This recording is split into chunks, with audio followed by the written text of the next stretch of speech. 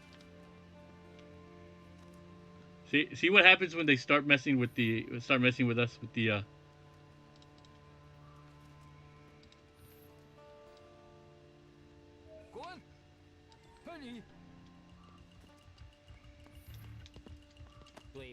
There we go.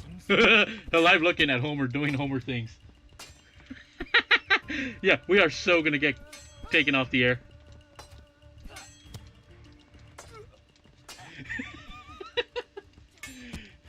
If only I could have found the gif of Homer in the kiddie pool.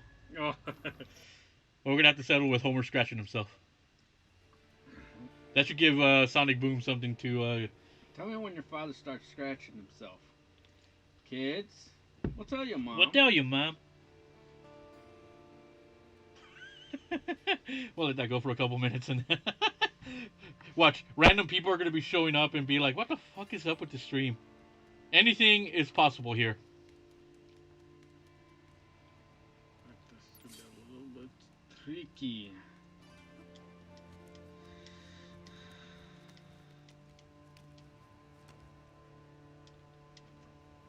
Guards of metal shields can block those standard attacks on their front. Roll over metal shield guards to attack them. That will probably get you banned. What? He's fully clothed?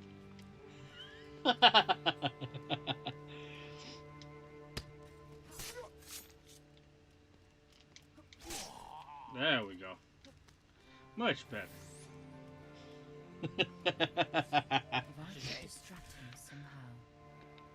Alright, that's enough of that. Let's get back to business. Oh yeah, but yeah, those releases today were, the reasoning is a joke. $1 billion company saying, oh yeah, we can't afford you right now. Even though, yeah, we're bragging about how many millions and millions and millions of dollars we're raking in. On top of that, the $1 billion they made off of the fucking Peacock deal. Hey.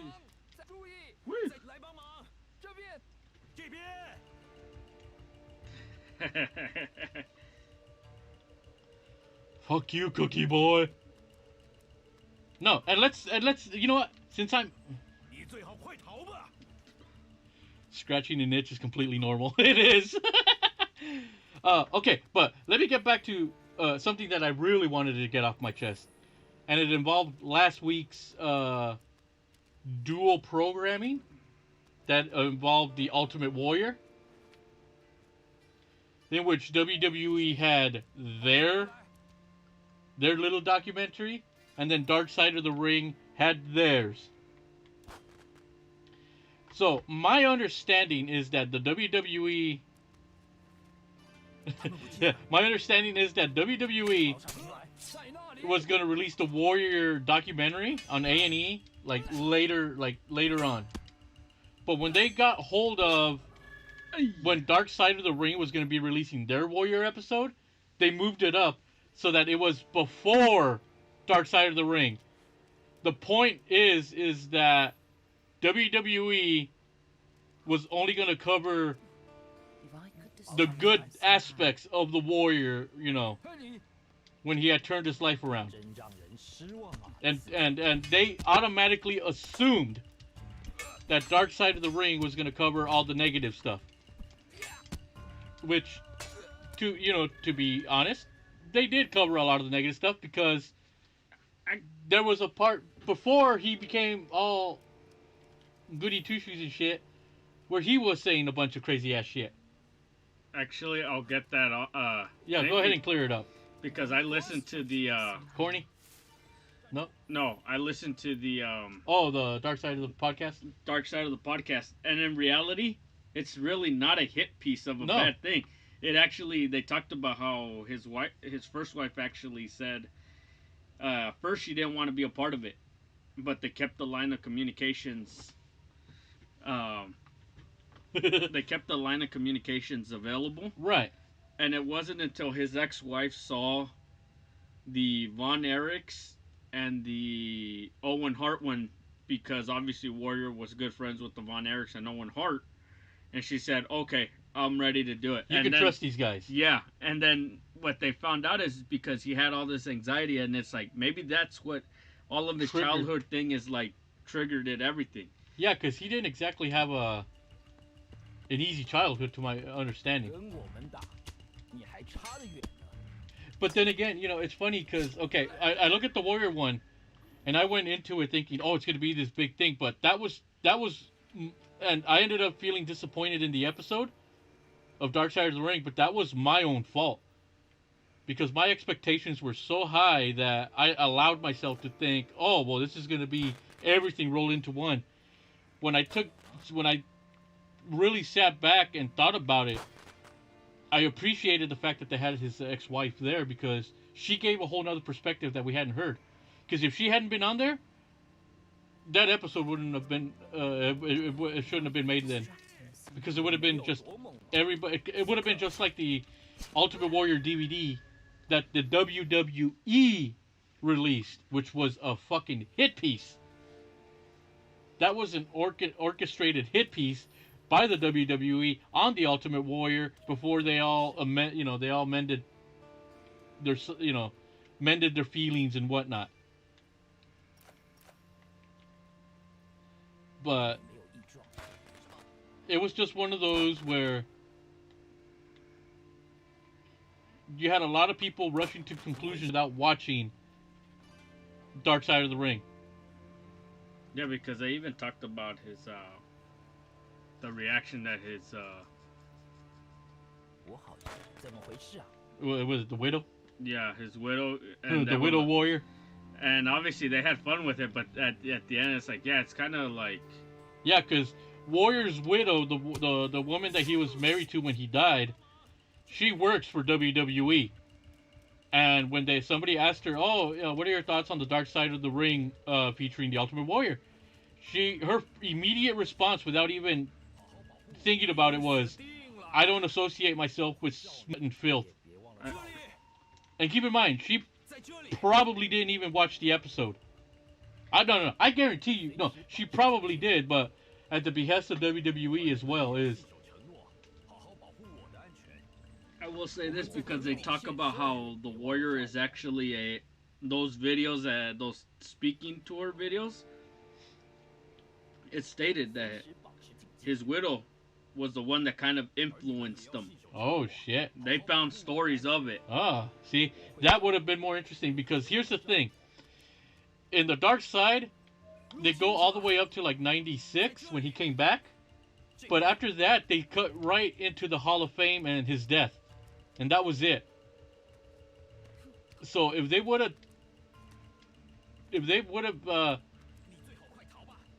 brought forth the videos of that and that information, oh, without a doubt, it makes the episode that much better.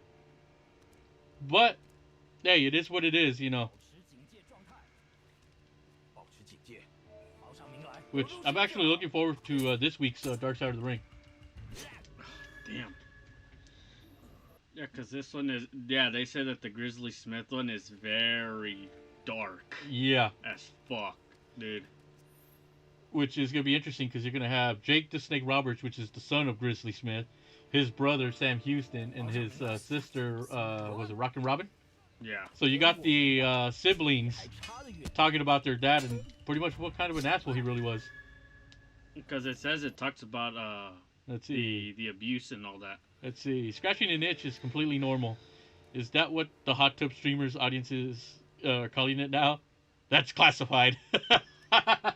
This is the hardest. That's a tough one, huh? Because I gotta try and kill this fuckhead.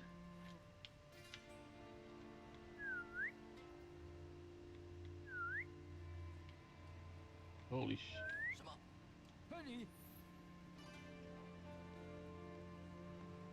There we go. That should do it.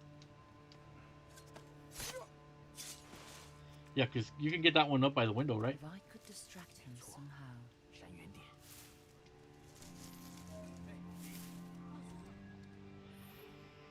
But yeah. I don't, again, when it comes to WWE, I don't buy what they're selling anymore. I haven't for and a then good long while. is that the A&E one was strictly fucking goofball. There was like no wrestlers that wanted to speak. Same thing with the Dark Side of the Ring. No one wanted to talk about it because even the creators of Dark Side of the Ring said his legacy is so complicated. It's a shame that, yeah, when you look at the Warrior Award, it really is kind of BS because people tend to sweep what he talked Yeah. about, his speaking tours. They sweep Right. him under the rug now. Yeah. They're trying to make it like he was this good guy and whatnot. I mean,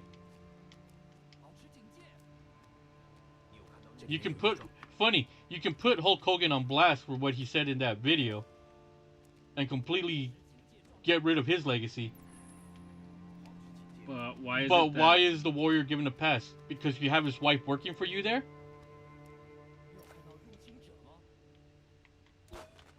You know, it's like Benoit thing. I understand why he is written out of history. Because the man and the wrestler, it's hard to appreciate the man's work when you realize how that whole situation ended. Oh, shit.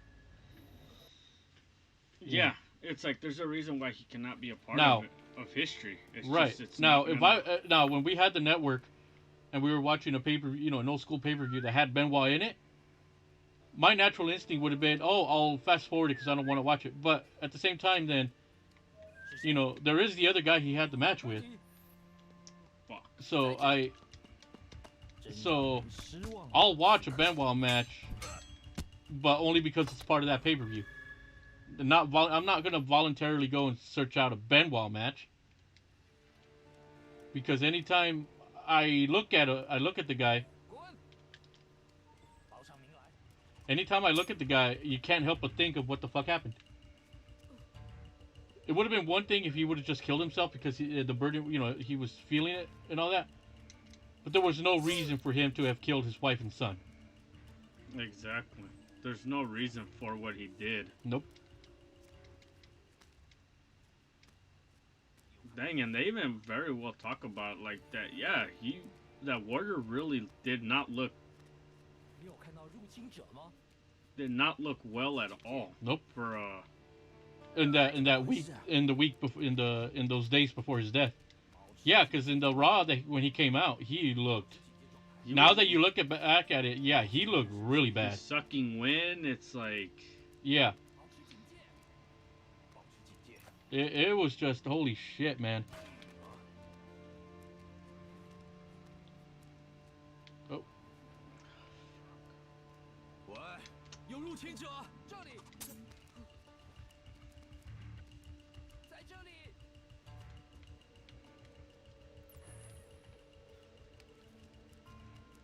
Let's see, Benoit was a great wrestler, but a messed up dude. Yep. at the end of the day, it just ends up being a bad. At the end of the day, and it's funny because they say this in Dark Side of the Ring. I think Jericho says it. He says it that if he were alive today, and because the guy, they said that he was big on his own legacy, which is understandable. But if he would have known that he was going to tarnish his legacy the way he did, it would have hurt. It would have crushed him. Yeah. Woo! Oh damn! About 4 or 5 times I got through that shit. It's sad when some guys don't know when to call it quits. It's a real problem. It is. And the thing with Benoit was they were telling him, take a break. No, but then again, that's also WWE's fault. And case in point, bro. Yeah.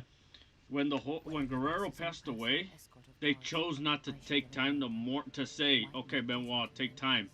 Don't.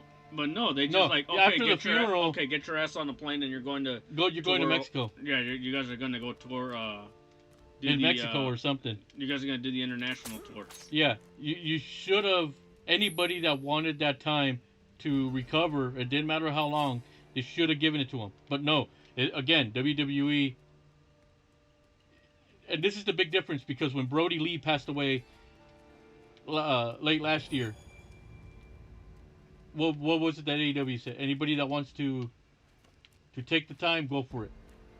Anybody that wants to come in and work, that's fine.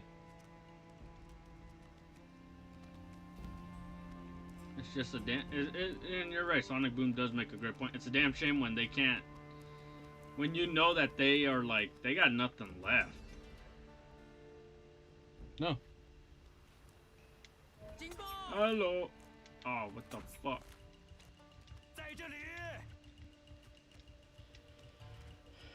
And that was a big problem in WCW. A lot of the guys just did not want to step aside to let the other talent have their time.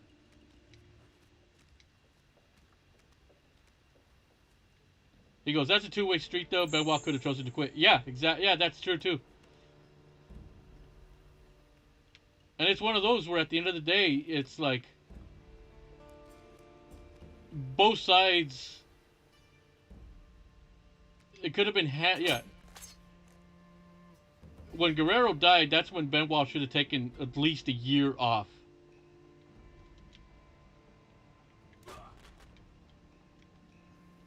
You know.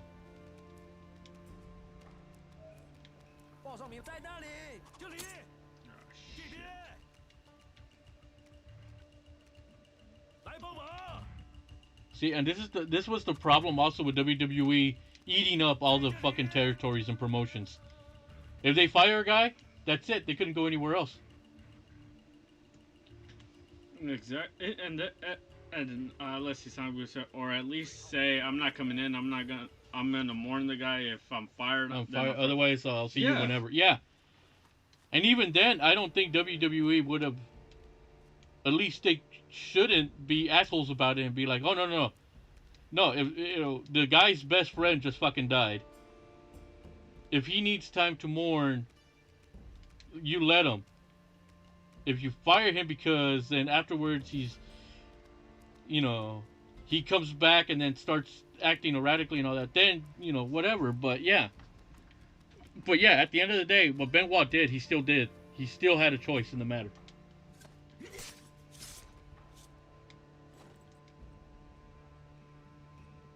Correct. It's like it's a damn shame, and it's like now.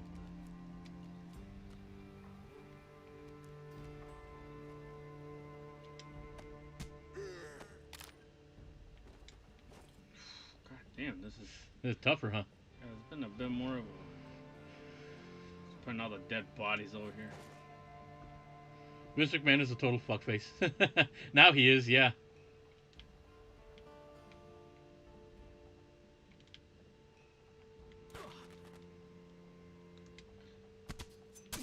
Ooh, ouch! right to the throat. The thing with Vince is he's one of those where, yeah, you're the head of the company, but you should really let other people run the show. Because when you are changing storylines 15 minutes before Monday Night Raw or SmackDown or a pay-per-view, thus confusing the holy hell out of your talent, that is a problem. Because how many times have we read on the internet of, Vince McMahon changed the script 5 minutes before the show started. Who is he trying to entertain? The audience? I gotta pay. He's already, that's number one. I gotta wet the wheel. Yeah, he's gonna drain the lizard. Who are you trying to entertain? The audience or yourself? Because for about 5 years now, for 5 years, that's when I've stopped giving a damn about WWE in terms of watching the show. I haven't seen a Monday Night Raw in like 2 years. And the only time I saw SmackDown was, I want to say it was when Brock Lesnar beat like Kofi Kingston in like 8 seconds to beat him for the WWE Championship. See, I hated him ever since the Montreal Screwjob. It's the thing with Vince. It's like one point he may have been a genius, but now he's trying to rehash ideas that are just not, they don't fit in today's time.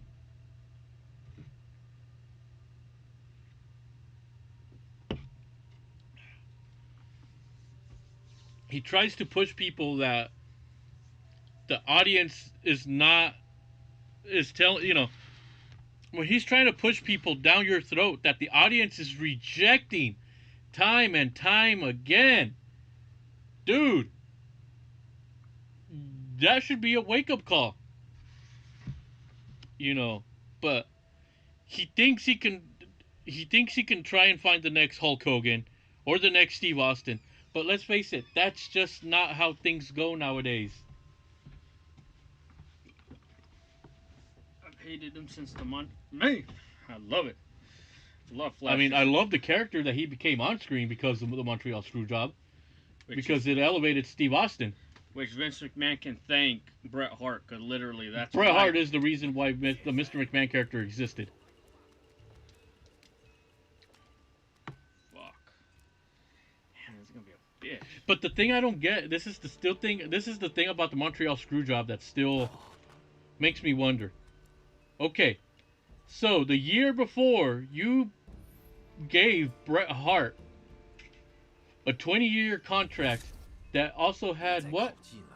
Creative control, right? Right. Okay. So when it comes time to Survivor Series 1997 in Montreal, and you're trying to tell Bret, hey, I want you to drop the title to Shawn. And Bret is like, okay, I'll do it. So when he goes up to Shawn Michaels and says, hey, man, I have no problem putting you over, and then Shawn Michaels, when he was, because, prick at the time, probably still is. He tells Bret, thank you, but I wouldn't do the same for you. You damn right as Bret Hart I'd be pissed. Because you're being professional to this dude, and he reacts by being unprofessional. So naturally, Vince says, you know what, I don't want to drop the title to this guy. I'll drop it to somebody else. He even had names, right? He said, I'll drop the title to Ken Shamrock, and then if you want, you can hot shot it to Shawn Michaels afterwards. But at the end of the day, Vince knew what he was doing. And again, this is one of those where they want to say Triple H was the guy that came up with the idea. No.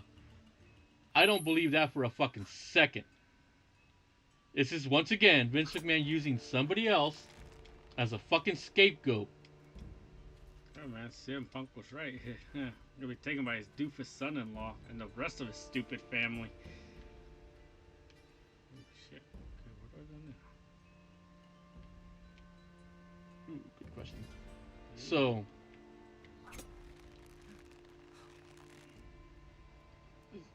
and and plus, this is not the first time that Vince McMahon was involved in a screw job.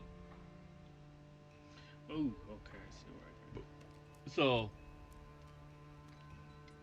So Vince has a history have already pulled this stunt once before with Wendy Richter and the Fabulous Moolah. So you can't tell me or expect me to believe that Vince McMahon is innocent in the Montreal Screwjob, or that somebody went up to that Triple H went up to him and said, hey, why don't you just fuck him? Why don't you screw him over? It's like, let's just do it right now. But then again, but for Triple H to allow himself to do that is, it's because he's trying to gain favor. It's like, what more does he need? He already screwed the boss's daughter. But at that time, he wasn't. Well, no, but so by him showing that favor, Vince allowed that relationship to go forward. Huh?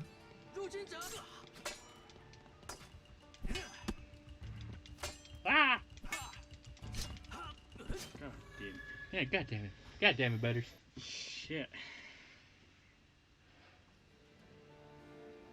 Now, WCW was given a prime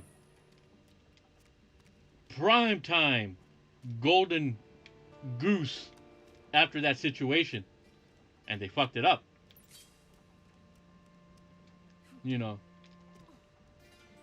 it's funny because I hear like the Alistair Black thing say, oh, and folks talking about, like, oh yeah, me and Vince are great and everything, and I'm thinking to myself, that is what that's the perception he wants to give you, that you're all great and everything. Because remember, nothing goes through the WWE unless Vince signs off on it first. So, all of these folks that lost their jobs today, that went through Vince.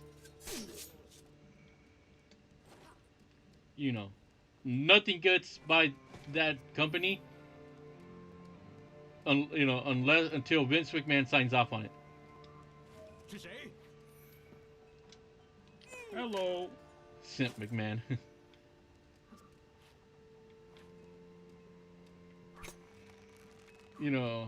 It's just they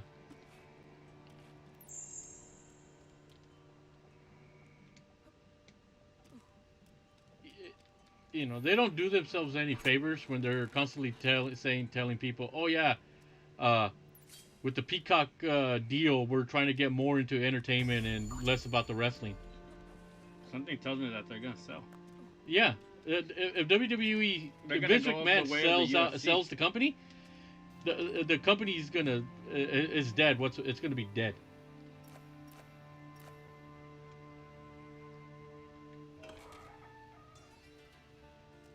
Die, bitchy.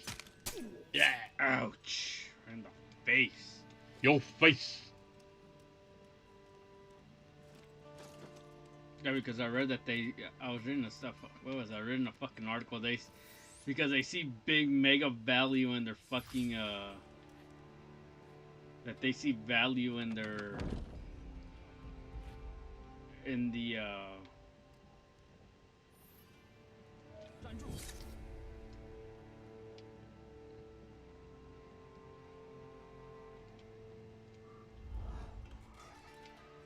that they see value in their brand, that they want to be like, oh, where it hits everywhere. I'm like, oh my God. Remain ever vigilant. Neglect your duties at your peril.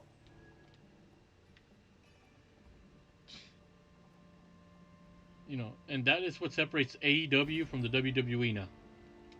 The fans that are watching AEW is because they felt very disenchanted with what the product WWE was putting out, which was not entertaining. Correct. It's like I can't watch that crap. I can't watch it. There are times where, like, I keep tabs on it only through Twitter. That's the only way I keep tabs on it. It'd be like, okay, because maybe they'll do something that's going to entertain me, but it's gone to the point where, like, even the most remotely entertaining thing, maybe their hottest angle or something, I can care less about now. Whereas in AEW, as a fan, I'm getting what I wanted to see, which is the wrestling, the stories being told in the ring. Yeah, that's what I'm liking more. It's like, no matter what, it's like, yeah, now I don't even watch. Oh, but AEW doesn't have big name talent. Remember, that was the thing early on. I was like, that's the point. They're establishing new stars because by the time, if any big name wants to come to AEW, the stars they already have had already done enough to get themselves over. Exactly, and that's all. At the end of the day, it's like, are you getting? I mean, at the end of the day, WWE just it doesn't care anymore. No, it's never cared. They just, as long as they turn a profit, that's all they've been. To be honest, they did not care. They have not cared since 2001, when they bought the competition, literally. Oh yeah.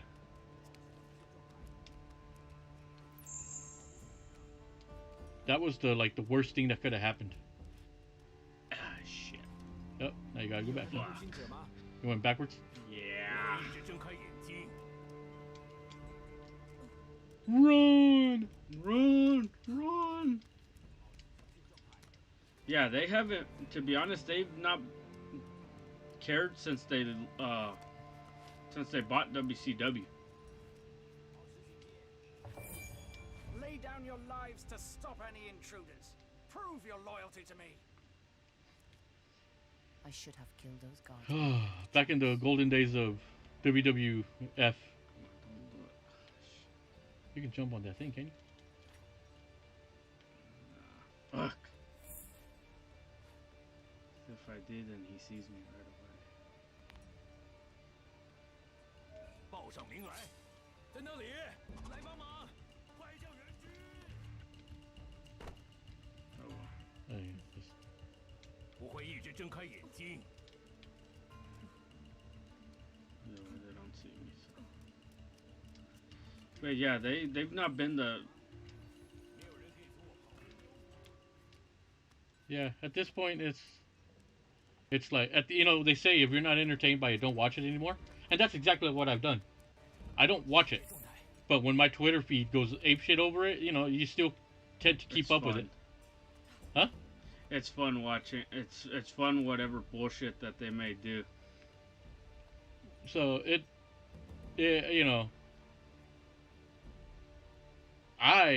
when it comes to AEW, it's giving me what I want, which is the action in the ring and the story being told in the ring. Yeah, they have their promos and stuff like that, but they're usually they do their promos and all that, but it's pretty much let the talent do their thing.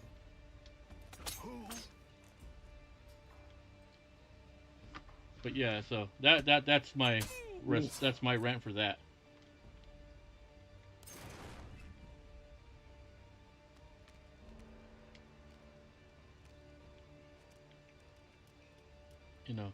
It's just one of those where like I don't find the product entertaining, so I just don't watch. I'll watch what entertains me, and that's that's it. I don't have to, Haha! Homeboy did. I don't Oh. have to worry about that type of Where is shit. Zhang Yong? Closer than you would care to imagine. He is here. In Nyan. You think you're so smart that you Oh, can yeah, play really. us? We know about Wang Yang Ming. Hmm. Good, huh? You hunted me. Very good. Zhang A little bit Yang strong, hunts but him. Oh yeah, well that's something Joe Boy said. It is a bit strong. it's a little strong, but it's good. So.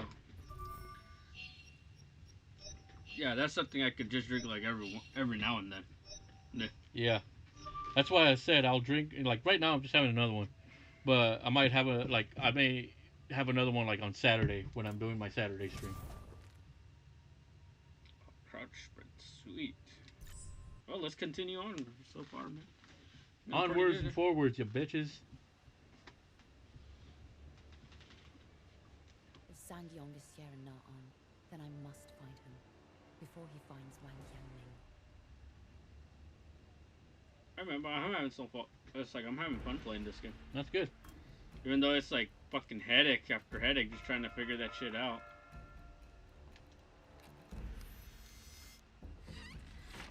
保持警戒状态。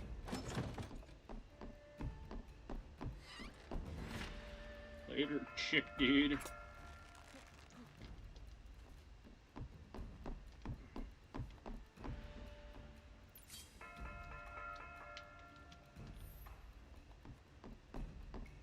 Ah.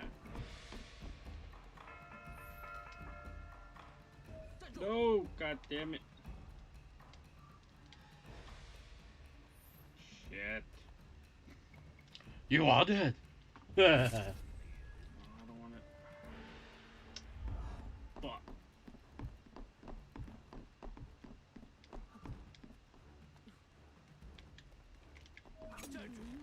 Ah, shit.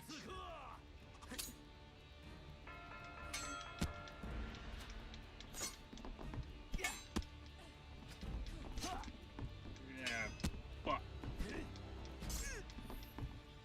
Oh, what the fuck? 让人失望啊！此刻， Damn it. Fuck. Just right too, fuck.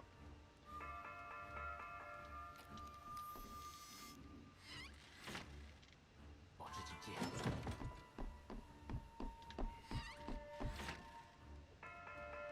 Oh,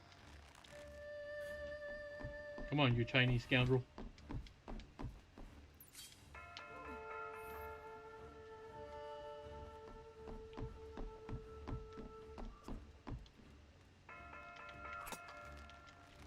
Oh shit.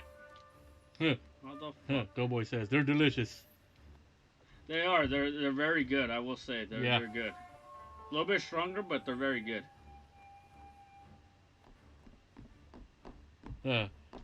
Sonic Boom says he's gonna hop in the shower real quick. He stinks. No, god damn it. He stinks of cat, fear.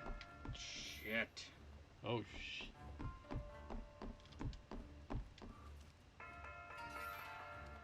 Gotta time the pattern.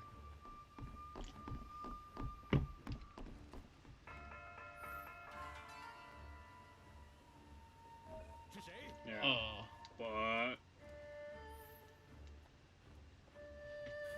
mean, they won't see me there because Where did they go? Where indeed? it's crazy because this one's a female one. It's a she.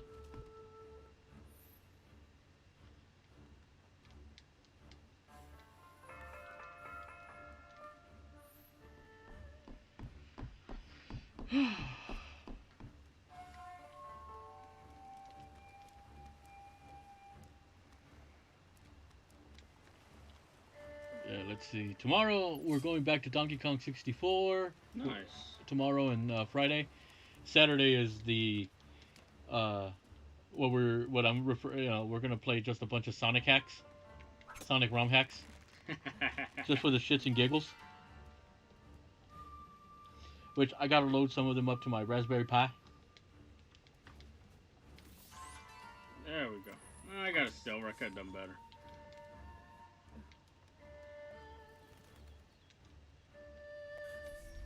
An Eagle Sink. Woo, that's a lot of shit. I love this quote Ken Griffey Jr. put out. He goes, "If the Yankees were the only team that gave me a contract, I'd retire." I love that. Damn, that says a lot. Yeah, he did not want to play for the goddamn Yankees. 我们必须找到那个刺客。 Find the assassin. 上吧。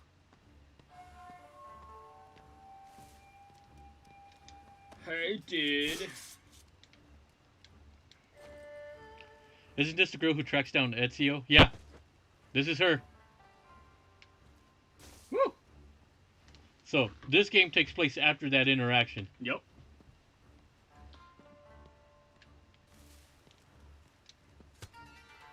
Ouch! Right in the dome. Ouch. Yeah, man. Today I beat the story on Power Rangers Battle for the Grid. Nice. I still need to get the extra characters.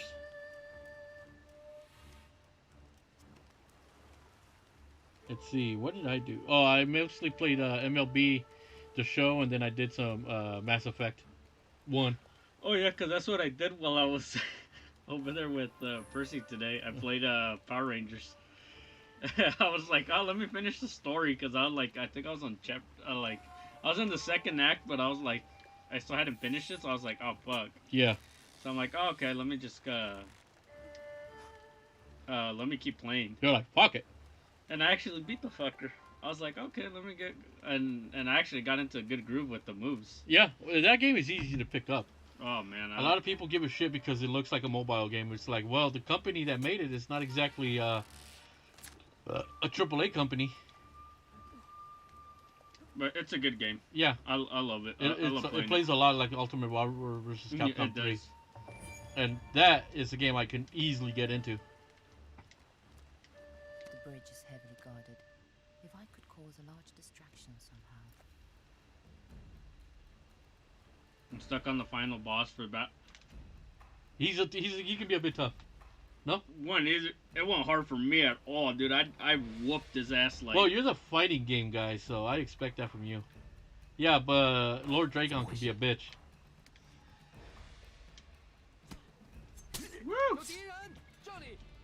Johnny. There you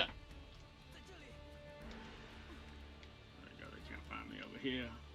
Yeah, so No, I pretty much. I was able to like fucking get them like nothing, dude. But then again, like you're right, I'm like very good at the fighting game, so I was able to whip combos like fucking nothing, dude, on them. So Yeah.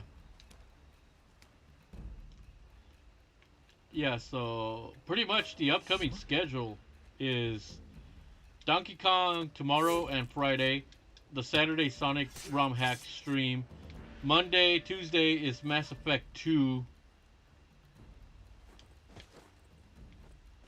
And then that's pretty much for the next couple days.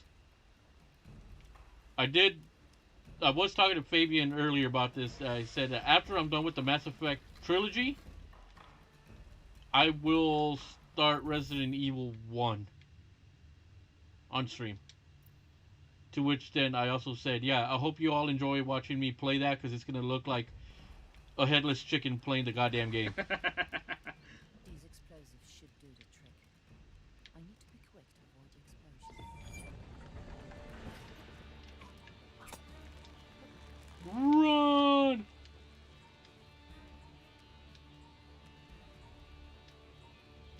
You got 30 some odd seconds to escape.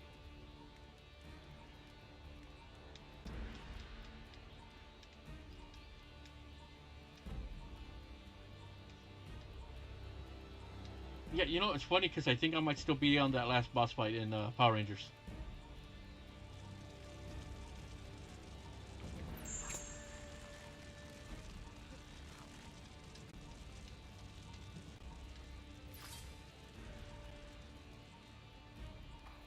Woo! Mass Effect 2, so we're going to see you romance Miranda then? Unfortunately, no, because I'm using the female shepherd. Right, you can't go, No, you can't go gay on that one. Well, I mean, you can. Can't go, But Miranda and female shepherd cannot hook up. What? No, my female shepherd is, she's a single badass bitch. She doesn't need nobody.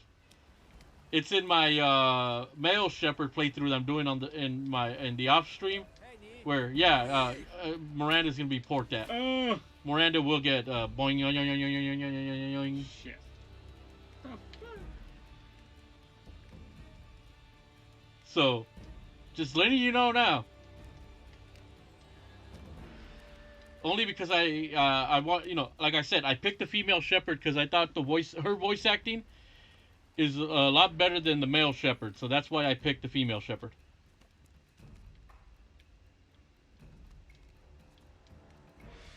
Plus, I'm also trying to make my playthrough different than what Fabian does.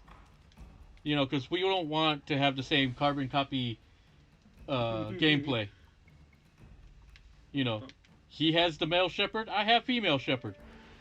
He gets to bang Ashley, I get to bang nothing. Hey, what the fuck? I should be able to open this fuck.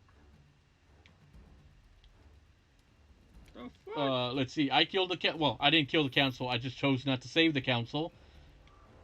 And Fabian allows Toombs to off himself. So see, different playthroughs, so that they don't feel exactly the same.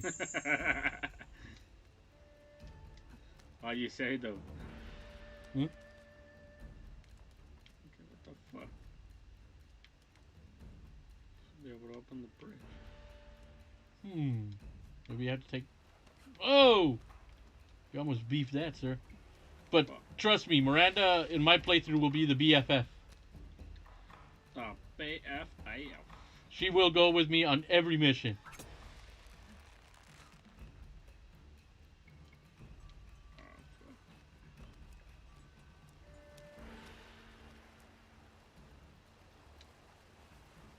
Male Shepherd's voice actor sounds like an amateur, lol.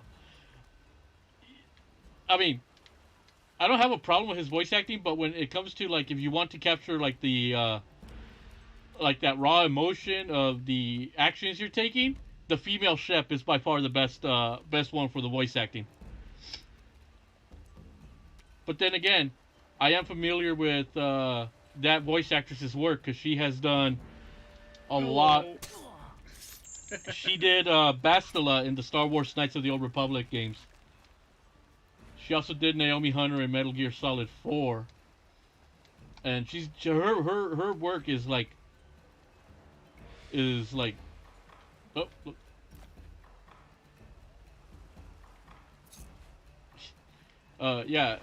Jennifer Hale's work is like really good. I think she also does the Elizabeth character in BioShock. I could be wrong though. I haven't played. I mean, I have BioShock, but I haven't played it. Oh, that gun work? Yeah. Well, shoot that piece of shit. I should be able to open the bridge. The fuck? I guess not. Oh well.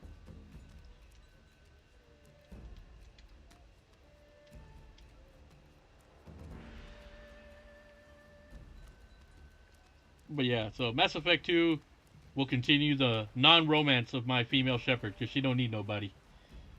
She's a strong, independent woman. Well, of course she is. She's got a fucking gun.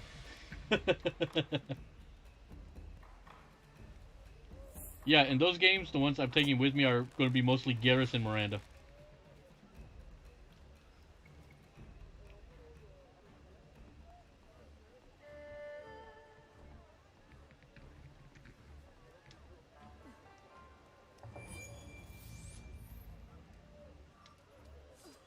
Or, you know, maybe when you blew shit up, that triggered them to open the gates. I think, fuck, now I need them fuckers to come back. Jennifer Hale, a.k.a. the Black Cat. Oh, that's right. Is she? I did not know that. Well, it depends on which Spider-Man we're talking about. Good point. There's a lot of Spider-Mans. Yeah, she's done a lot of good work, and I like her. I like her voice acting. Fuck. What is you? What is you? What is you heel?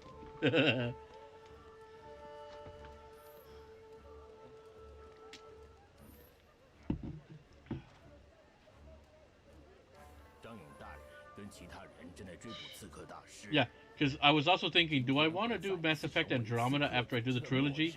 And the answer to that is that'll be its own separate from. Ooh. That'll be separate from the trilogy. Because even my patience has limits. Hey guys, what's going on? Just hiding out here with y'all.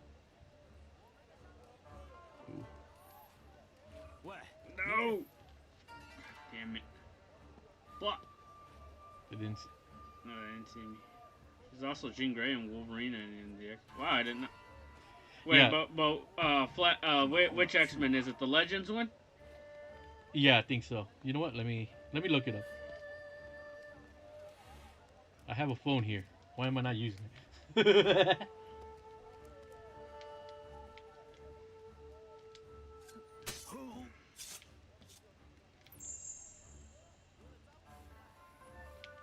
Whoa!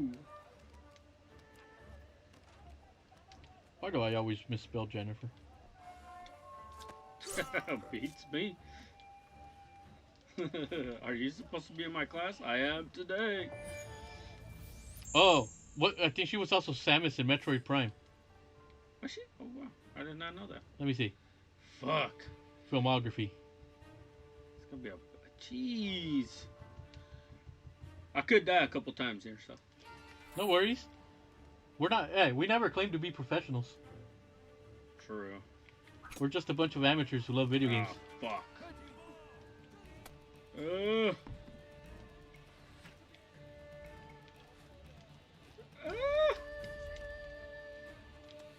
Okay, there we go. Oh, fuck. Stay the fuck there. Stay there. Fuck. Oh no. She was Jennifer Hale was the Black Cat in the animated series. No way. Yep. Felicia Hardy, Black Cat.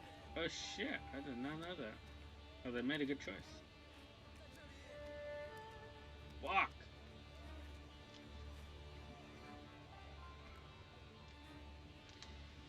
Flash says any Wolverine and X-Men is the one where Nolan North plays the alcoholic Cyclops and Wolverine leads the team.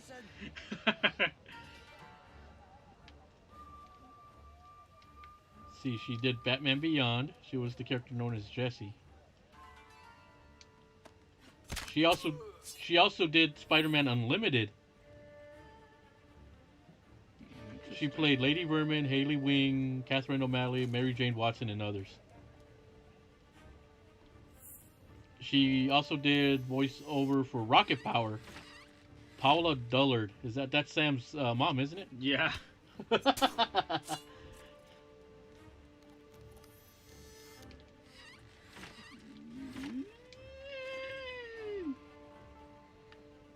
Oh shit. Yeah, she does. She's done a lot of good shit here. Hey, God darn. Oh yeah, Wolverine and the X-Men, which was the Oh, that's TV right. series. The TV series, right? I did not know Nolan North played the alcoholic Cyclops. That's pretty funny, though. Nolan North is a badass. She also voiced Lydia in Sonic Underground. Oh, well, that. She's also Songbird in the Avengers Assemble. I'll have to catch that shit. Yeah, she's done a lot of Marvel and DC work. Not surprised.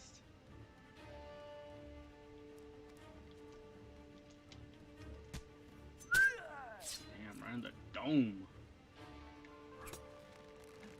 She was also in Regular Show. Oh, wow. Margaret's mom.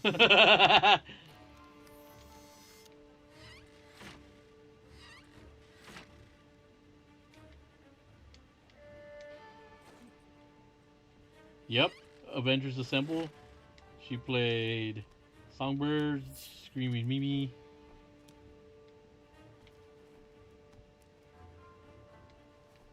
Oh, fuck. This could be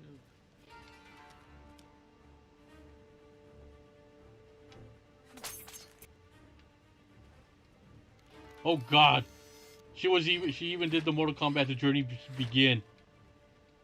She was Sonya Blade.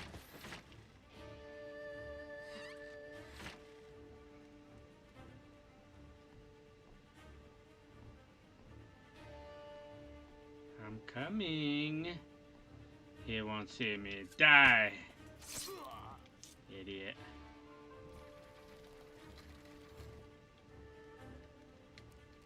Yeah, in the Spider-Man 2000 video game, she does Black Cat and Mary Jane. I'll be damned. Hey, Spider.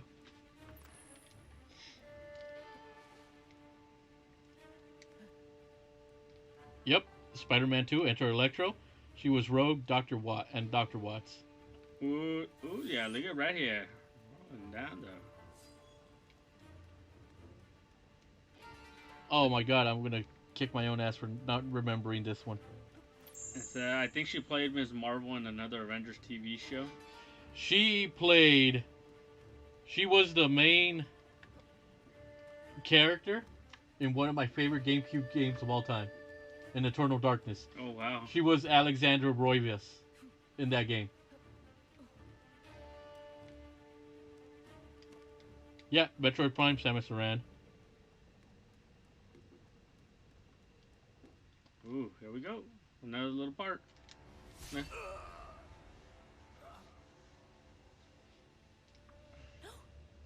Here she is. Finally.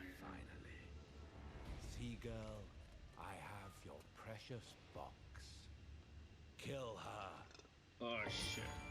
She was in X-Men Legends 2 Rise of the Apocalypse as the Scarlet Witch and the Stepford Sisters. Oh, fuck. I'm gonna be a bitch right now.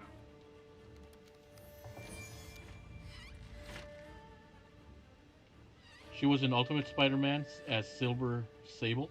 Jeez. She was Trinity in The Matrix Path of Neo. Oh, wow. Yeah. Blech. Fuck.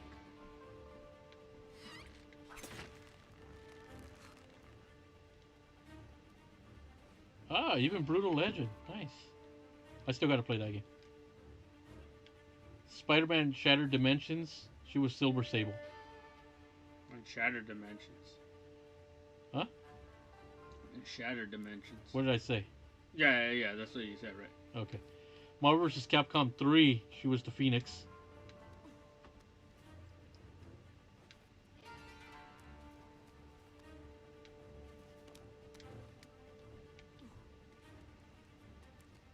Oh, yeah, she was also in Diablo 3. God damn, this has turned into the Jennifer Hale appreciation stream.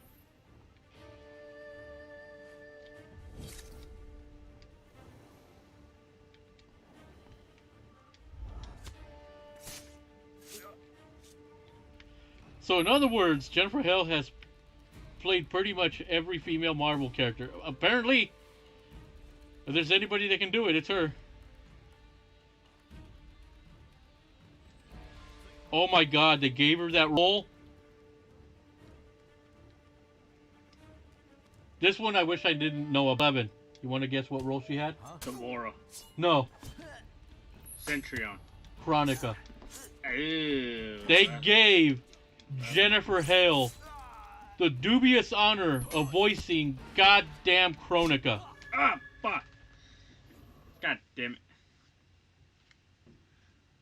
Oh man, that's bad. I feel sorry for her. She would have been better. Okay. Wow. Fuck. Let's see. In Marvel's Avengers, she plays Maria Hill. Oh, the first of it? The Marvel's... The one that's out. Oh, the one that's out? Yeah, the one that's out right now. The video game. Oh, okay. She plays... Oh, okay. What? They're like, what the fuck's going on? I shit you not, Flash. Flash is like, what the fuck's going on here, man?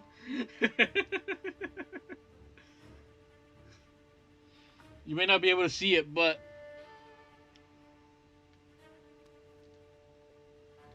right there, Mortal Kombat 11. You're like, well, I'll be goddamn. Mortal Kombat 11, Chronica.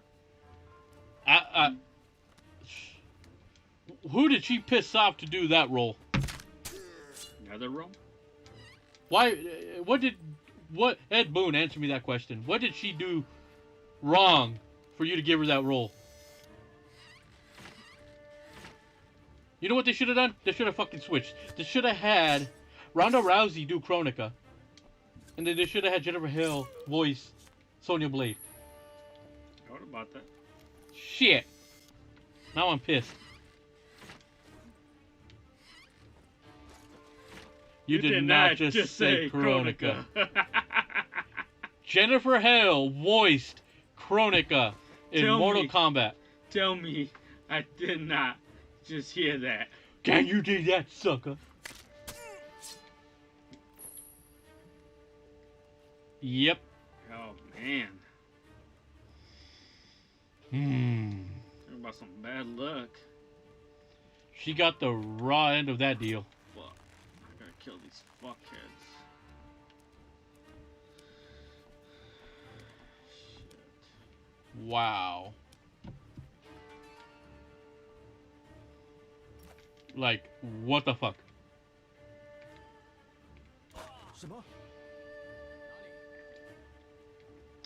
Fuck. It's that kind of information that makes you an alcoholic.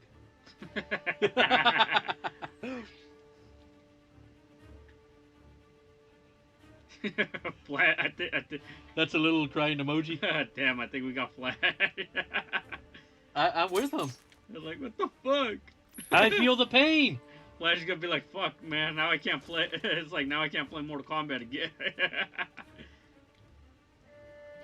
It's like, what the fuck, man? We went down a rabbit hole and look what it led us to.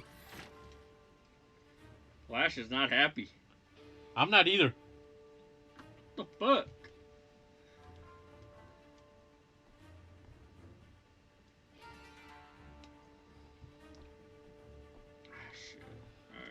Oh, I haven't been this disappointed since, you know. I haven't been. What was I gonna say? Oh yeah, I haven't been disappointed since I took a drink of Bud Light a couple weeks ago. Fucking sparkling waters, what that shit is. Ah, bitch. Fuck, man, good thing Sonic Boom is taking a shower. He didn't have to endure this. Uh-oh. Sifu, I'm sorry. reached you sooner. I could have stopped Zhang Yong. I could have protected the books. What good is it to take revenge if I keep losing those I care for? I could have saved you.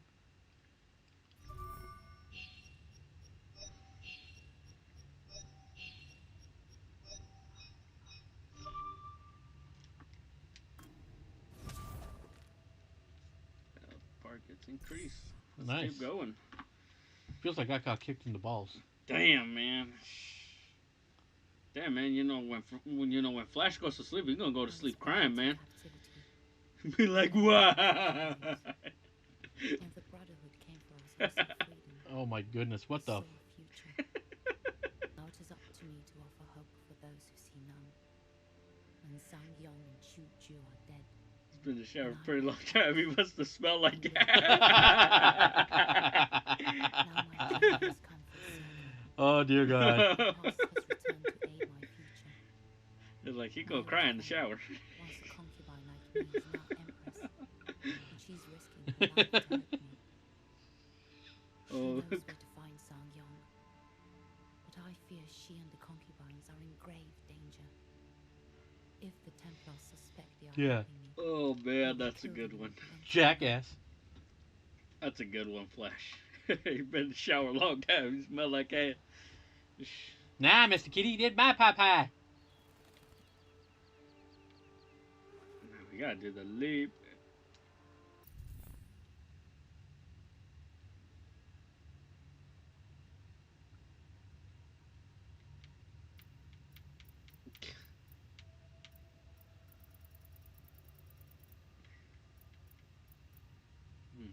The old man. Yep. And at that point, he's already dead too. Woo! How did they not hear you? Beats me. Beep, beep. Dang old man, watch it with that friendly fire, man. They gonna watch it with that friendly fire, man. And that one gonna be dead right now. Come on. Whoop. Let's pick his ass up and toss him in the river. Toss him in the river.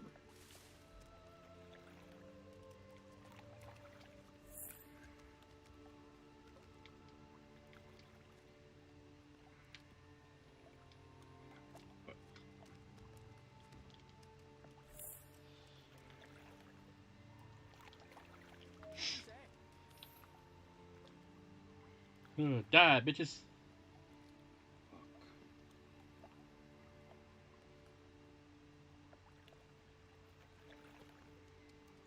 有入侵者， Ah, fuck. 快叫援军！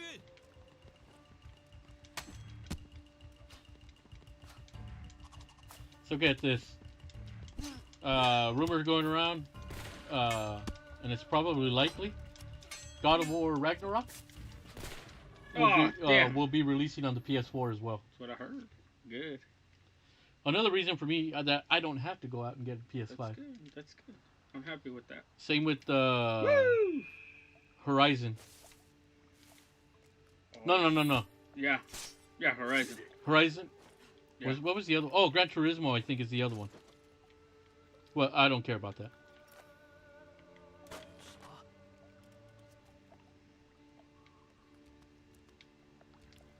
Oh God, is Mudahar playing Cyberpunk again and going through shit? 该死的老鼠！ Yes, he is. Oh, poor bastard. Wait, who's? Some ordinary gamers. He's playing through Cyberpunk again. I don't know why the hell people would play that shit. Well, he is a content creator, and this type of entertainment's always funny. Well, true. Not me though.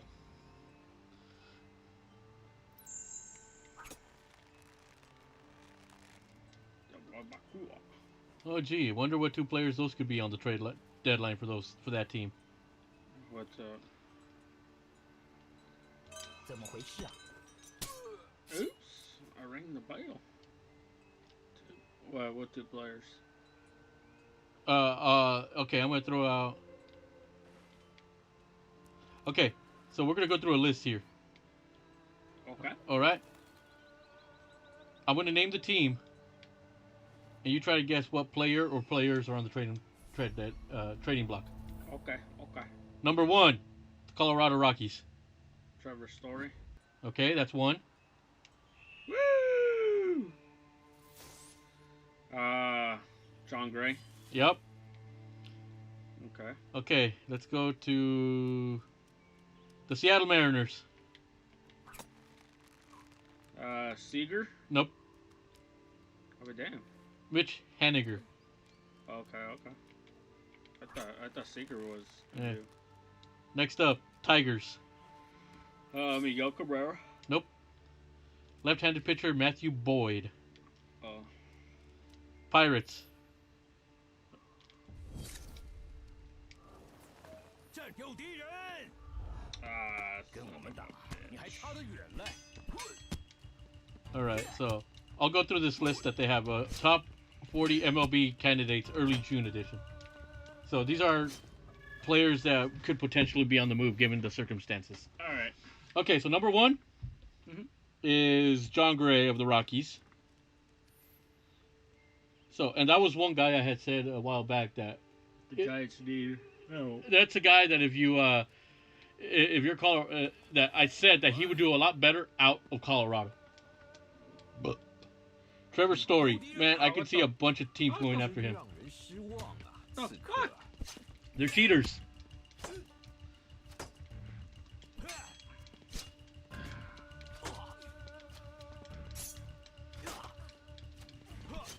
Ugh. Yeah, so Trevor Story is the number 2. I'm gonna say so. I think Gray might be a fit for the Giants if they decide. Oh to yeah, go. Trevor Story is for whoever a team that needs a fucking shortstop. But that package would be really, really hefty.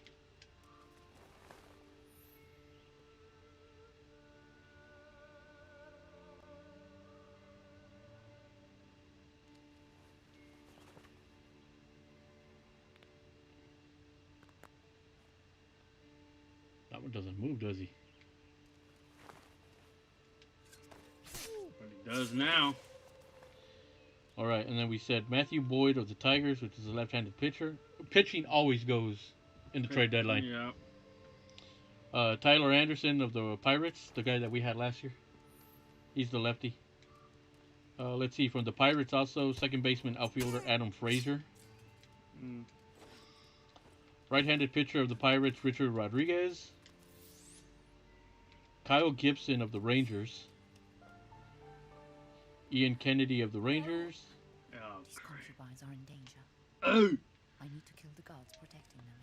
Kendall Graveman, Mariners. The right-handed pitcher from the Marlins, Yimi Garcia. David Peralta of the Diamondbacks. Michael Fulmer of the Tigers. C.J. Cron, the first baseman of the Rockies. Michael Pineda, which is a right-handed pitcher of the Twins. Dylan Bundy and Andrew Heaney of the Angels. Let me see. Joey Gallo. Nelson Cruz, if that would be a valuable DH pickup for any American League team in contention. Oh fuck yeah. Let's see. I remember when Esteban Loaiza used to get traded at the deadline every year. And you know what's funny? He traded all of that now for prison garbs. Exactly. He's in prison now, or jail, or some shit like that. He did the boo boo. Yeah, smuggling drugs, I think it was, or some shit like that. I don't know the full story. Billy Martin. Billy Martin. Billy Martin got fired and rehired by George Steinbrenner. God knows how many fucking times. I think 5 times in like a 10-year span. Fuck. This is gonna be a... Okay, what the fuck? Let's see. Eduardo Escobar and Asdrubal Cabrera. Michael A. Taylor. Shrubbles, it would be like for trade bait. Yeah, you could get him for the postseason run as a good utility guy. Yeah, that's what it is right there. Freddie Galvez. Starling Marte and Corey Dickerson from the Marlins. That could fetch a good price. Cole Calhoun. Oh, the other pitcher from Colorado. German Marquez. Another one of those where you get him out of Colorado, he could actually do well. John Means and Trey Mancini from Baltimore. That's a shock, the Trey Mancini one. Sonny Gray. I don't see the Reds trading him. Unless they're close. Right. I might become a deal. I might become a dealer too if I got traded 10 years in a row. Hey, the idea is he was never a Giant. Nope. He was not a Giant, so that's probably why I could care less.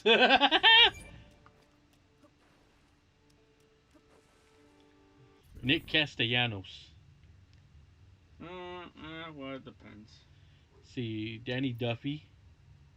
Well, Duffy could be a good fit for a team. I cannot believe I'm reading number 40 off right now. That's 40. Okay, you want to know who number 40 is on this list? Mm-hmm. He used to be number 40 for us. Fuck. Oh, Baumgartner? Yeah. Well, if the Giants really wanted it, if they Hey, wanted an arm to... Arizona, I am willing to give you absolutely fucking nothing for Madison Bumgarner. I'll take him back. Run! I'll take Bumgarner back without hesitation. Come on, can I get to him?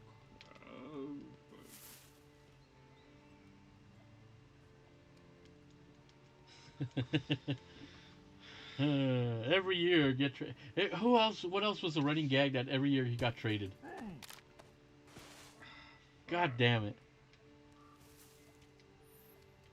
I love that skit in Seinfeld where George's dad gives Steinbrenner the business for trading away Jay Buhner. Jay Buhner. How could you trade away Jay Buhner?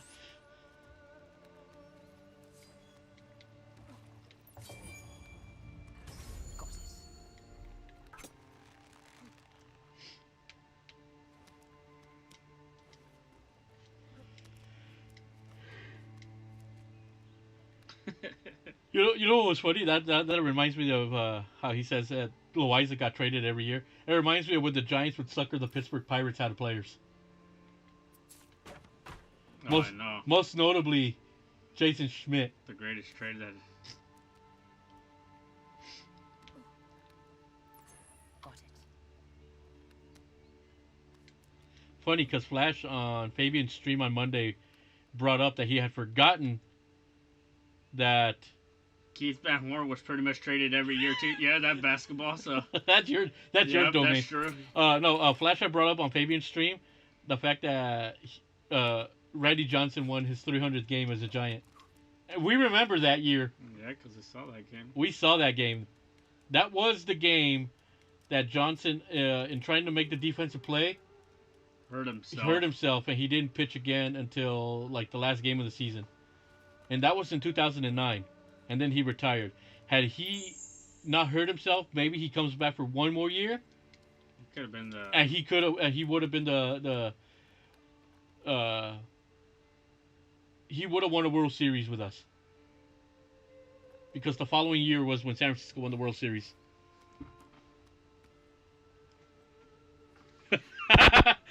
Let's see. He's been in the shower for a pretty long time. He must have smelled like ass. In response, I was scratching an itch. That must have been one hell of an itch. That's what he says. Itch my ass. Jason Schmidt fuck. Let's see. Schmidt was drafted by the Braves. He got traded to Pittsburgh after that, and then we stole him. Essentially stole him. Robbed him, really, from Pittsburgh. Because I think we sent Armando Rios over to Pittsburgh. Oh, and Ryan Vogelsong. We sent Rios and Vogelsong for Jason Schmidt and John Vanderwall, I think it was. Yeah, because Vanderwall played for the team. Yeah. I think Vanderwall is another guy that got traded every year.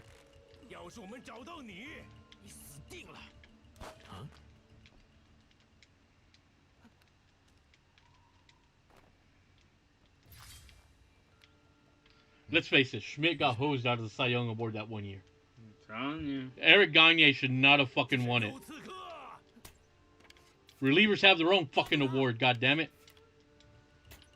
有敌人，在这里。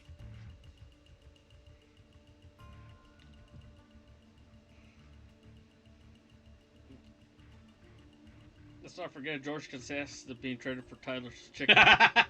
That's right. Oh my god, that episode of Seinfeld where George tries to get fired from the Yankees so he can take the job at the Mets. Where he tries everything to get fired. He even goes to as far as to tie the World Series trophy up to the back of his car and drag it around the fucking parking lot.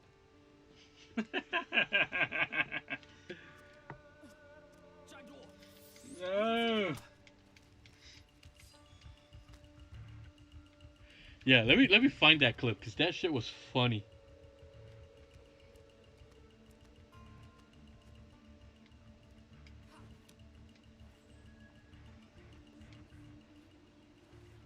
It's funny because when you think about trading deadlines, you think more baseball, basketball Yeah. than you do football and hockey. Fuck, here we go. Now this. We want him back. Want him back.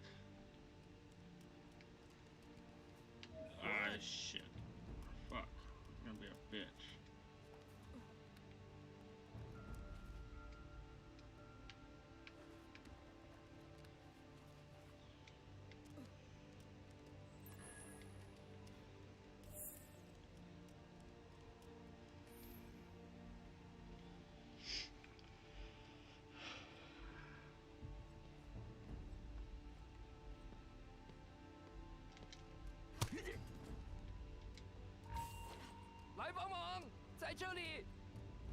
Oh, I found it.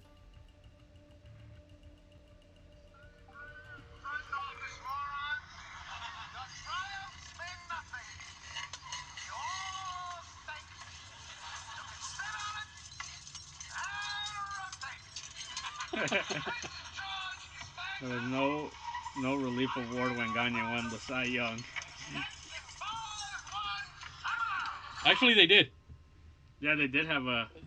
They had the Rolaids Fireman of the Year award. I mean, it wasn't as prevalent, but for fuck's sakes, the facts remain. Gagne did not deserve that Cy Young award. Schmidt had a much better season as a fucking starter. Yeah, nowadays you have the Mariano Rivera Reliever of the Year award for the American League and the Trevor Hoffman National League Reliever of the Year.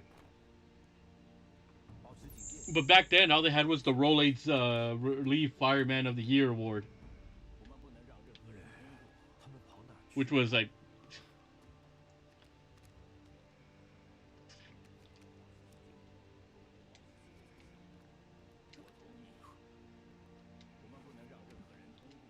Which brings up the question. Should a pitcher win the MVP award?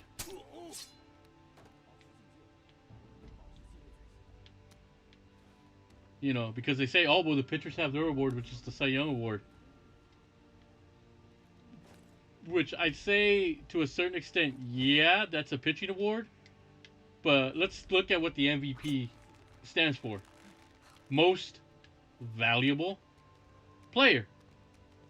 Alright. If a team has, let's just take, for example, let's take a team that has a group of hitters but aren't, you know, there's not a superstar in that bunch. But the pitcher, the starting pitcher is the one that sets them, puts them into that category of where if you take this player out, then the team is really hurt. So does that mean that the pitcher should not be in contention for the MVP award? Because the MVP says most valuable player. And last I checked, the pitcher is still a player. I believe Roger is the only to win the MVP. Verlander has won it. And Clayton Kershaw. Yeah, so Roger Clemens won it in the 80s. And then in more recent time, Clayton Kershaw won it for the National League. and Justin Verlander in the American League. I think when he was with the Tigers. Yes, that is correct. So we have had 3 pitchers actually win the MVP.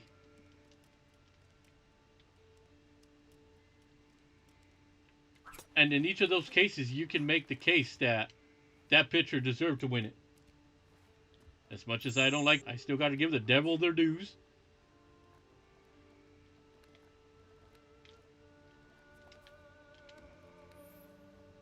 Woo. Ooh. 怎么回事啊？ There you go.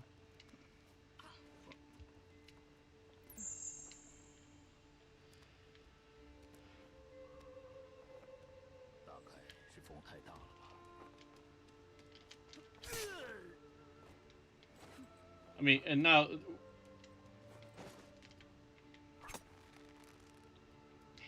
Damn, I backed myself into a corner now because of the whole Schmidt and Gagne Cy Young thing. I mean, it is a pitching award, but I'm still saying that the Dodgers had a high-powered offense, and... Well, looking at that season, well, when was it that he won it in? I want to say it was either 03 or 04. No, I think, was it 02? No. Or 03, 01? No, he got traded in 01. 01, no. I want to say it was 03 or 04. I think it was 03, but I say Schmidt was the better pitcher. He literally was the guy that no, it was 03 because they were the one that was the team that went coast to coast, and literally Schmidt won them the first game in the playoffs after the World Series.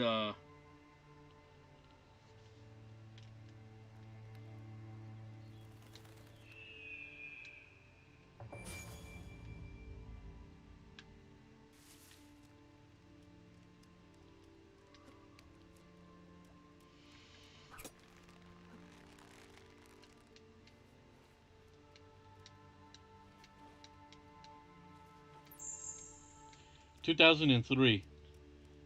Yeah, because Schmidt won because remember he was the best pitcher on the best team, and remember he single-handedly beat the Marlins in Game 1. He went the complete game. The only game the Giants fucking won in that series. Because they traded for him that year, didn't they? Or did they have him in 02 already? No, they got Schmidt in 2001. Oh, so they did have him for the World Series in 01. Yeah. No. No. Let me double check.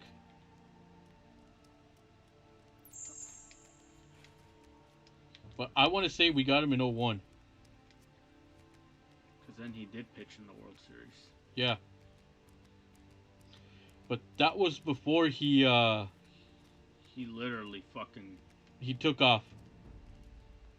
Yeah, we got him in 01. He was with the team for 5 years. Yeah, the 01 year is where he got shafted. No, 03. Or 03. Because he really was the best pitcher in the league. Yep. And just because the only reason Gagne won it was because he was on that consecutive save shit. Yeah, they gave it to him based on the fact that he had the consecutive saves record.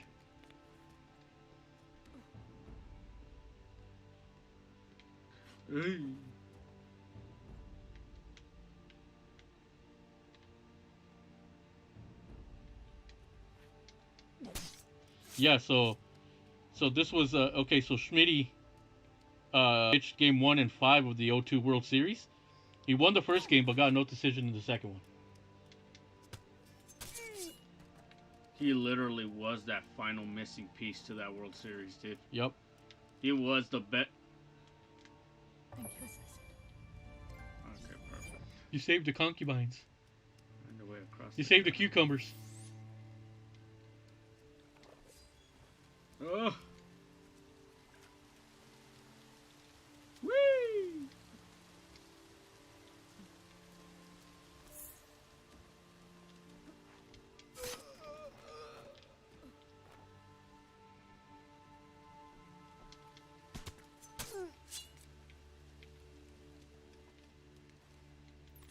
Got it.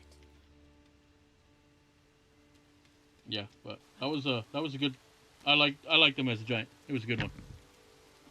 Then he sucked the Dodgers out of Big Money. Cucumber. Cucumber.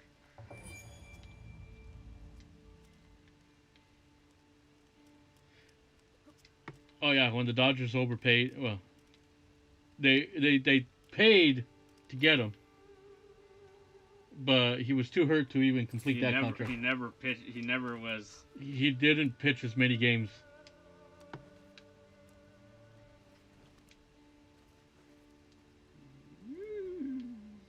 Your Helix bar is full.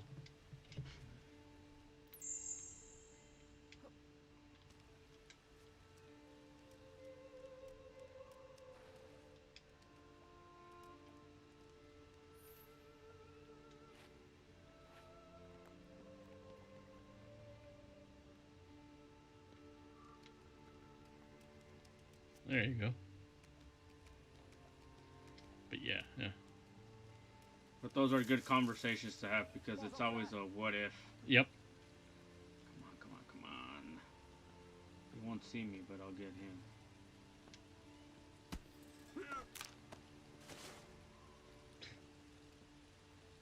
And I made him disappear into the cement, so I guess that's a good thing.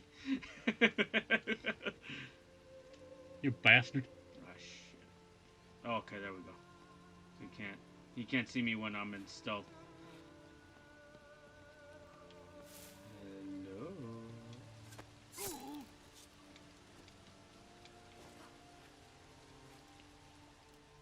In you go. I like how you just fucking toss them in there like garbage. Hot garbage. Hot garbage. Damn. So it looks like the New York Knicks got eliminated. They did. They didn't really put up much of a fight. I don't know if the. Oh no, the game's probably over. Which one? The Mavericks and. Which one? The Mavericks and the. Let's check. 什么？哎，你！警报！这里！ Oh!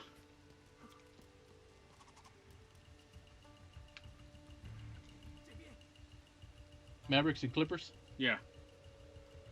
Just tell me the Mavericks won. The final score was Los Angeles 100, Dallas 105. Thank God. One more game to go. Fuck, man.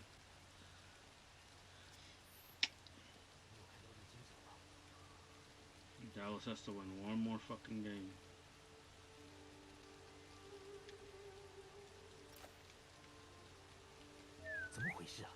Wow, nice.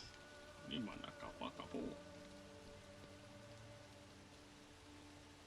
on, stupid. Move more. Oh, shit, for fuck's 大概 sake. 是风太大了吧？ Must have been the wind. 来人呐！ Ugh. Son of a bitch. You got Fuck. desynchronized. Oh, bitch.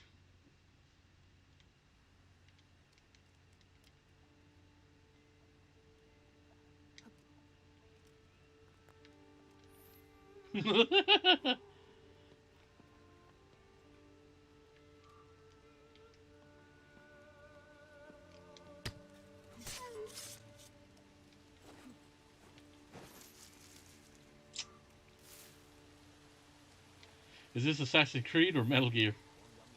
This is Metal Gear Creed. This is Metal Gear Assassin. Oh yeah, and Kevin Gosman got Pitcher of the Month. Nice. He had surprising. a 5-0 record with an ERA of 0.73 and 37 inning pitch with 49 strikeouts. Come on, stupid. Hey, pendejo, over here.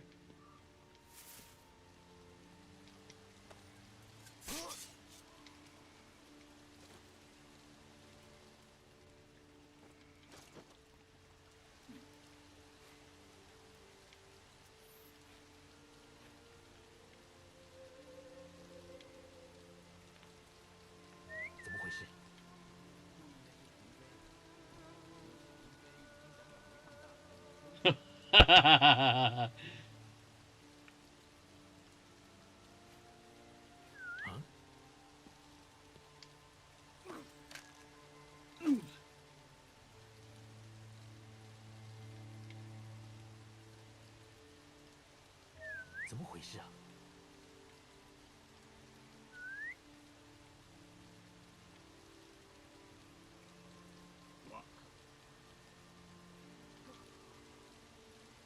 报上名来。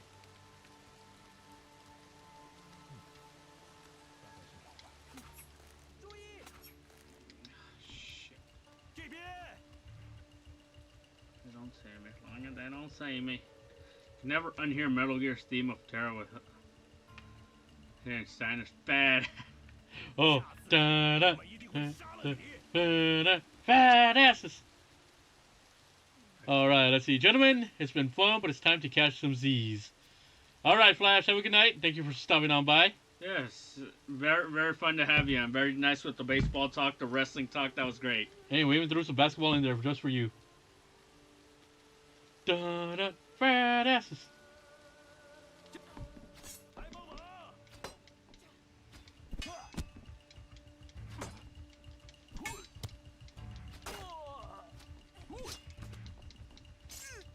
Slice.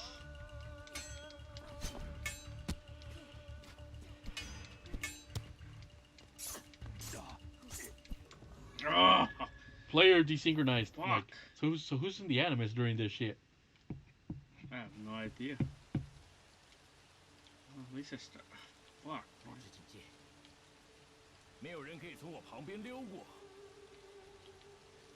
So Nintendo having an E3 Direct.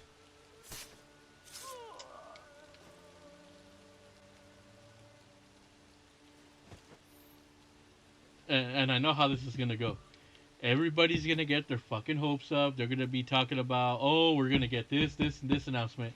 And watch, it's gonna be like always.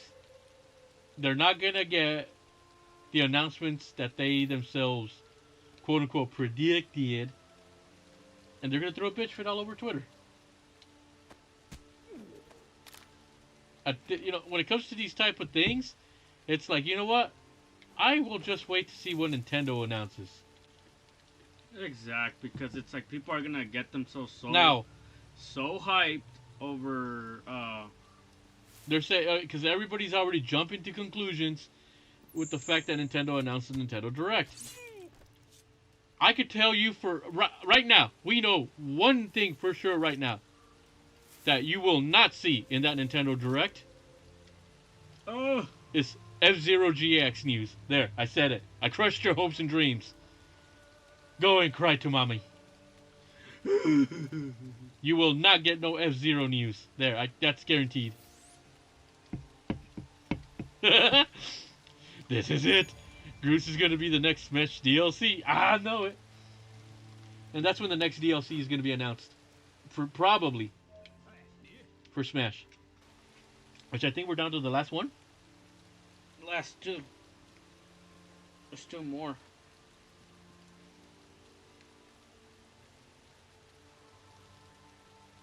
Hey, I want Ken Griffey Jr. in Smash Brothers. 他们不见了。 He's a big part of Nintendo history. What the fuck? Oh shit. Fall over. Damn it.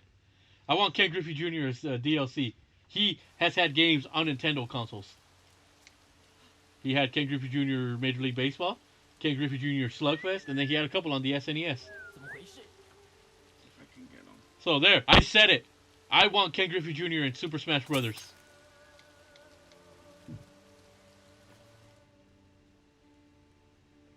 Everybody can have their Waluigis, but if I'm gonna have a sports guy, I'd rather have a legitimate sports athlete. 入侵者，这里！ Johnny. Johnny. Did he say? Sound like he said Johnny. Johnny. 在这里！ Was Johnny? 有侵者！ Oh, I'll let you take this next one. give me Obelisk. He wants Obelisk in all his Triple X glory.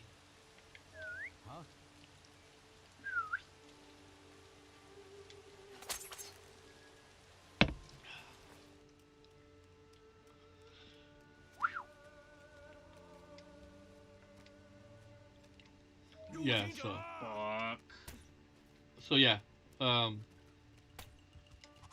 Now, Wait. it's not to say that okay, they're announcing. Now, there are things I would like to maybe get like a little bit of an update on, but I'm not gonna throw a bitch fit if I don't hear anything about it. The one thing I'm mostly interested in hearing about is anything regarding Breath of the Wild 2. Just give me some news. If not, no biggie. I'm gonna then assume that maybe they're saving that for a Zelda Direct. 报上名来。Get me tits to bat in Smash Brothers, so that way Sonic has somebody to smash in the game. 滚！有入侵者，注意！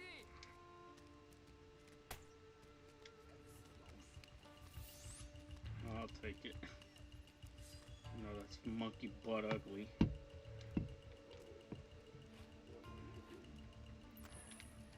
Firecrackers collected.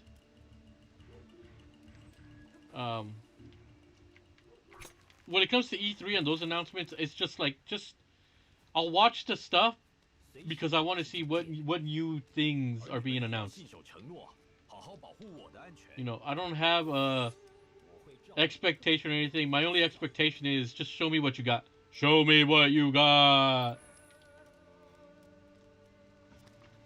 Like, I don't know. Kind of like that.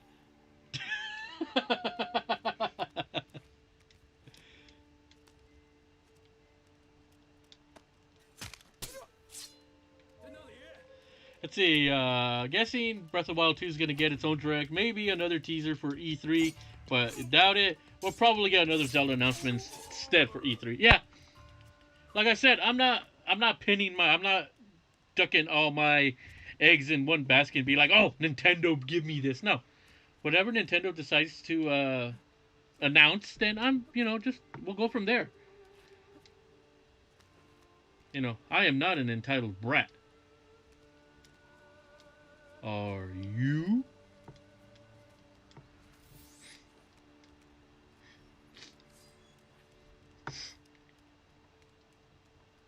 Probably finish up this one right now. Mm-hmm. We'll be good for today. All right. No problem, sir. Whew. Your Highness, it is good to see you again. What is wrong? Fuck. I'm sorry. Oh, shit. Betrayal. They got her by the skibbies. And right there, Cliffhanger. cliffhanger. What will happen? All right. Alright, so we'll go. Oh, you got another health bar. That'll be big. Oh. So we will pick up. All right, so next week. But damn, we got pretty far. Especially a couple of them that were like, Nintendo knows Breath of the Wild is gonna overshadow anything that isn't Smash or Mario. So why waste all their E3 announcements by having Breath of the Wild as well? yeah. Good point. That's very excellent. But it's the thing is everybody's thirsty for goddamn news, and the reason they're thirsty for the news is because they want to be the first ones to report on it on their stupid channel. They're like, oh my god, just to get clicks. That's all they want. It's like, Now- oh my god, did you see that Now- video? Oh my god, let's dissect it. Now, it's different when you got somebody like Fabian who, if he covers it on the live stream, we're all just gonna have a lot of fun. Exactly, because people are gonna be like, oh my god, and then they're gonna go through that trailer and slow down second by second, and then be like, oh my god, did you see that? Oh my god, I saw Link's penis. And it's like, oh my god, did you see that shadow? Oh, what's that shadow indicate? That's just bloom lighting. Like, Oh my god, I saw Link's peen. So what does that mean? Is that the missing link of the Triforce? it's like, are they gonna finally tell what the middle missing part of the Triforce is? Yeah, it's just an empty nothing. All right, but we'll end it there. Yeah, good job. You did pretty good. You got Yeah. pretty good. I think Couple we're almost times. there. I think we're getting there close. So, No, So doesn't what's matter. up, However many parts it takes, it doesn't matter. but yeah, man, this is We're pretty not good. professionals, but we're just amateurs. Exactly. So this has been pretty good so far. Yeah. So far so good. Yep. All right. So again, reminder: tomorrow, Donkey Kong 64. Be there or be dead. Be there Or be square. Nah, be dead according to Donkey Kong. Be fucked. Beef. Be there, or the whole stream will just be Homer scratching himself.